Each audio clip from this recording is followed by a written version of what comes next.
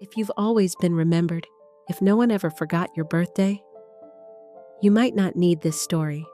But if you've ever said, "I'll call tomorrow," and tomorrow turned into years, if there's a box in your house with things from someone you meant to visit, but didn't, then you might want to stay. She didn't leave a note, didn't raise her voice, didn't ask them to notice. She just stopped reminding them she was still there. Some say she vanished, but I don't think so. She left, quietly, on time. We were just too late to see it. There was no slammed door, no scene, only a room left dark, and a silence that had been waiting far longer than we realized. It wasn't that she stopped showing up. It was that she knew.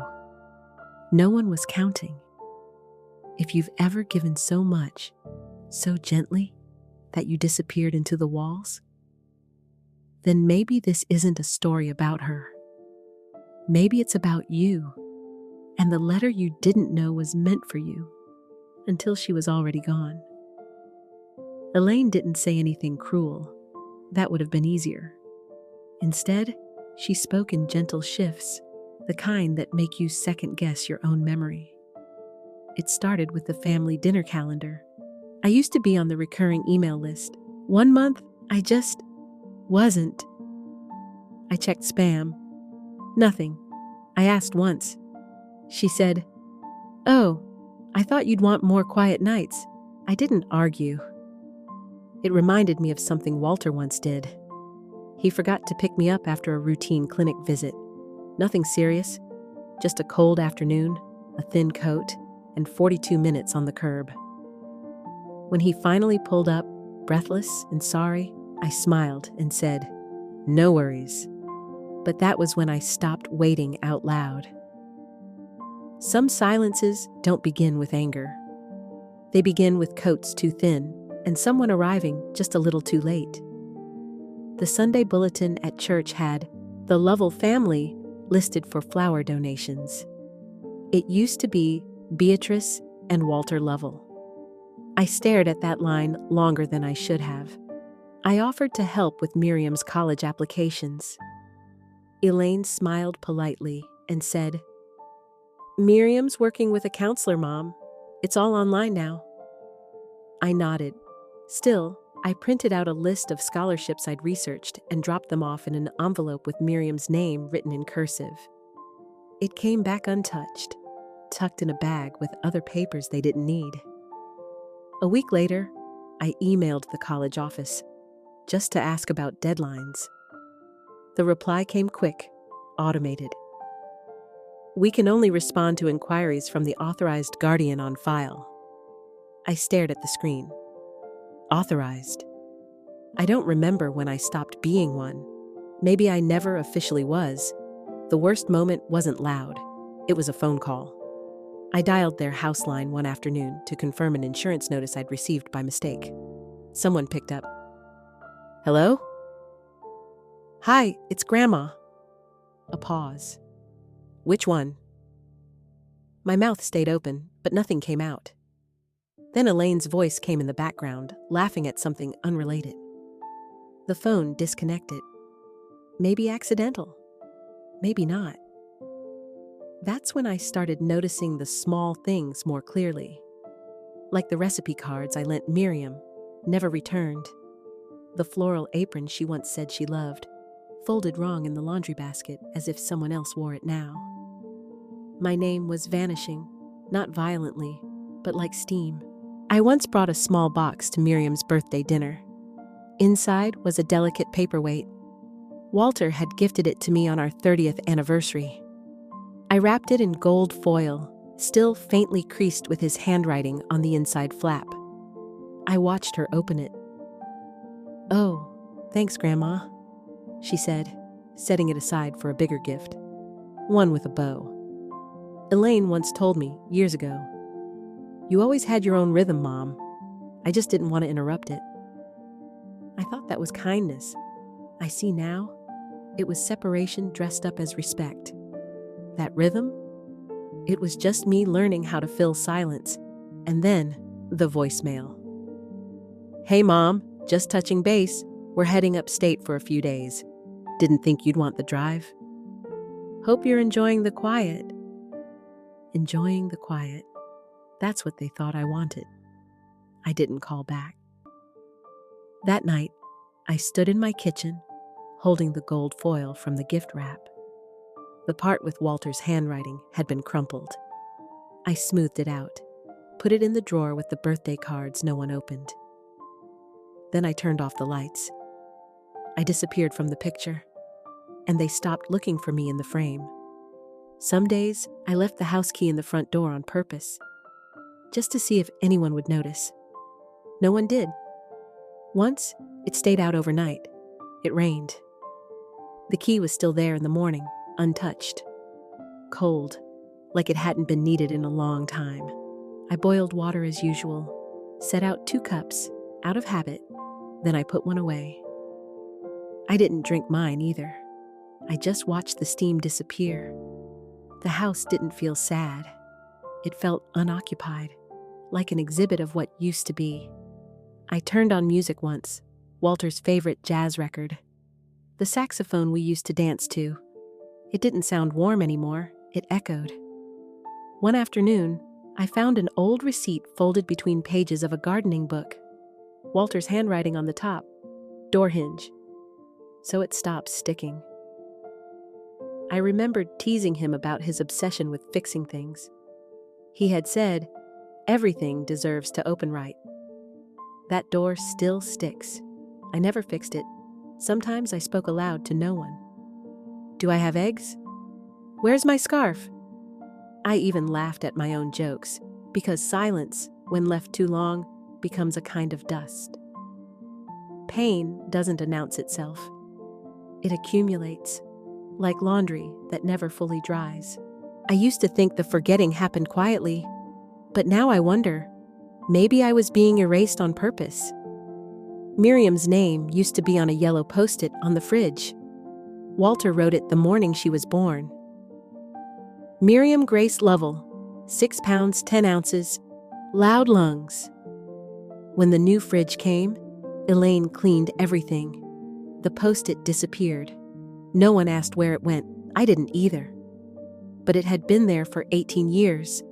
There was a picture on the hallway wall. Thanksgiving, 2 years back. Everyone smiling, plates full. I was in the frame, far right. When they resized it to fit the display, part of my shoulder got cropped. It looked like I was stepping out, or maybe never fully in. I tried to donate a box of scarves, books, a holiday mug set. I labeled it, for when they remember. The volunteer at the desk looked puzzled. Do you still want to give these away?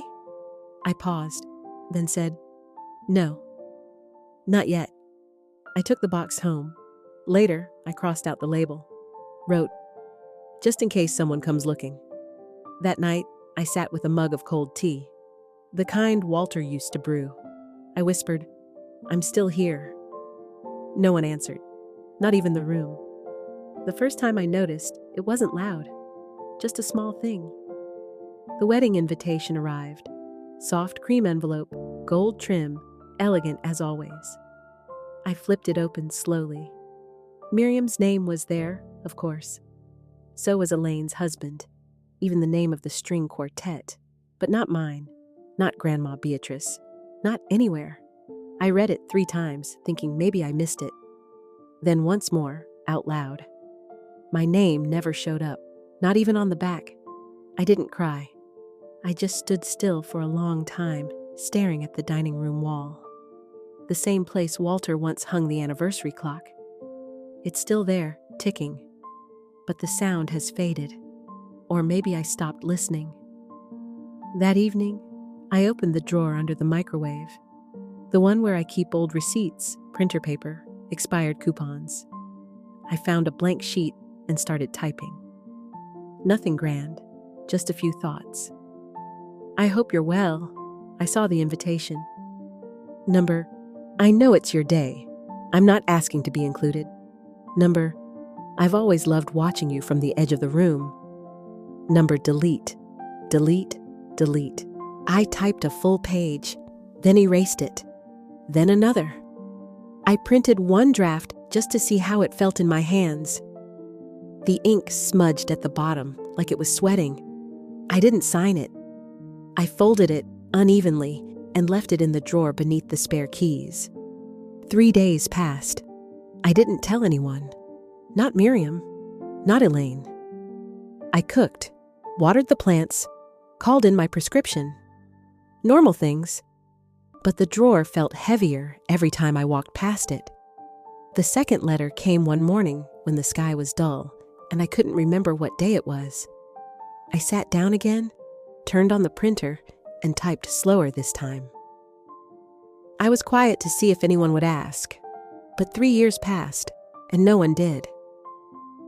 I read it twice. My hand hovered above the keyboard. Then I added another line. Silence feels peaceful until you realize it's a place no one tries to find you in. This time, I printed 2 copies. The first got stuck. I pulled it out. The corner tore. I kept it anyway. The second printed clean. I signed it. Just my first name. The ink hesitated, as if the pen wasn't sure I meant it. That felt honest. I didn't fold the clean version right away. I stared at it. I thought about mailing it, but the envelope felt too neat. I left it open on the desk. Then I did something I hadn't done in years. I opened the photo album from the cabinet, the one with the red spine. Inside, there was a picture from Miriam's 10th birthday. I remembered showing up with a cake I had baked from scratch. They hadn't told me about the party. I had found out from a neighbor. When I arrived, Elaine looked surprised. Not angry, just unprepared. That night, I looked at that photo again. Everyone was smiling. I was there, behind the group, holding my purse with both hands. I hadn't even put it down. That's the part that stayed with me. I was there, but I never unpacked. That evening, I opened the printer tray again. The smudged version had curled slightly.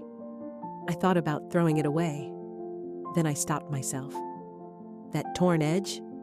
That was the truest part. So I left the smudged copy where it was. The machine still had power. I didn't unplug it. The next morning, I called the private residence in Vermont. The woman on the phone was kind. She asked if my family would be helping with the transition. I said no. She asked if I had an emergency contact. I gave her Walter's lawyer. And Miriam, not Elaine. I spent the afternoon packing only what made sense. My knitting needles, Walter's recipe cards, the music box that never quite closes all the way, the one he gave me when Miriam was born. I left the spare bedroom untouched. They wouldn't notice. They never used it. I looked around the house and tried to feel sentimental. I couldn't. I had already left in pieces a long time ago. That night, I left the clean letter under the lamp by the bed, light on. No envelope. I didn't leave a note, just the folded paper trembling slightly under the fan. Before I left the next morning, I checked the mailbox. Empty. Of course. I left the front door unlocked for a moment as I stepped out, then turned back and locked it slowly, like sealing a room. On the entry table, I left the spare key and beside it, the original torn letter from the printer tray. Not the clean one, the torn one. I placed it face up, just in case someone ever wanted to see what almost got thrown away. I didn't leave a goodbye, not in words. I did leave one more thing, though. In the text document on the printer, unsaved, still open, a single sentence at the very bottom. I never printed it. I never even read it aloud. But I typed it, then walked away. If you ever come looking, I won't be angry, but I might not be here. Some things don't need to be sent. They just need to exist long enough to be seen. The day I left, I didn't close the door. I let it swing behind me the way it always had, slow and off balance. Walter once said he'd fix that hinge. He never did. Maybe some things stay broken just so someone remembers they needed attention. I didn't leave a message. I didn't leave a goodbye. I'd already stopped being a question in their lives. I didn't see the point of offering an answer now. Maybe I kept writing drafts so I could pretend I still had a reason to stay. Maybe these letters weren't for them at all. Maybe they were just for me, trying to sound whole on paper before I felt it inside. It's funny. Some people talk to mirrors. I wrote to printers. The quiet hum was enough to trick me into thinking someone might answer. I gathered a few things. My knitting needles. A scarf Miriam once tried on, then forgot. The letter. Both versions. The clean one I signed, and the torn, smudged copy from the printer tray. I folded each carefully and placed them inside a thin blue box Walter once used for peppermint bark. I removed the date from the clean letter.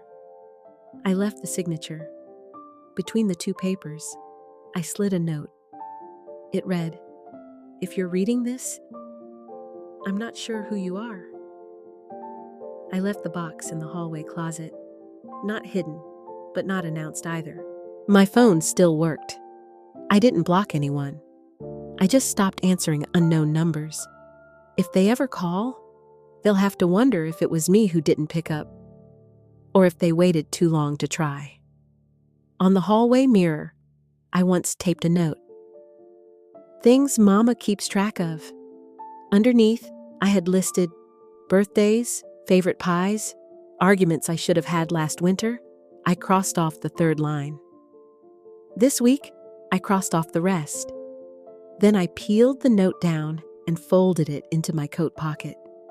It didn't belong on the mirror anymore. Before I locked the door, I looked around the house one last time. I wasn't searching for memories. I was making sure nothing was left that needed me. They always said I was quiet. Maybe I wasn't. Maybe they just never listened loud enough. Miriam came a few weeks after I left. Elaine didn't give her details, just said I was somewhere quieter. Maybe that was true. But healing isn't always quiet. Sometimes it breathes differently. She let herself in with the tin box key. The hallway smelled like cinnamon and something harder to place. Maybe time. By the bedroom door stood the old cactus I planted over a decade ago. Still alive, still refusing to bloom. Miriam looked at it for a moment, then kept walking. She didn't ask. She walked past the mirror where my list used to hang. The tape mark still there, but the list gone. In the closet, she found the blue box, the torn letter on top still curling at the edges. She touched the corner, where it had ripped years ago when the printer jammed. She traced the crease, then stopped, like she thought about smoothing it out, then didn't. She opened the box and saw the clean version. No date. My name's still at the bottom. Between them, my note.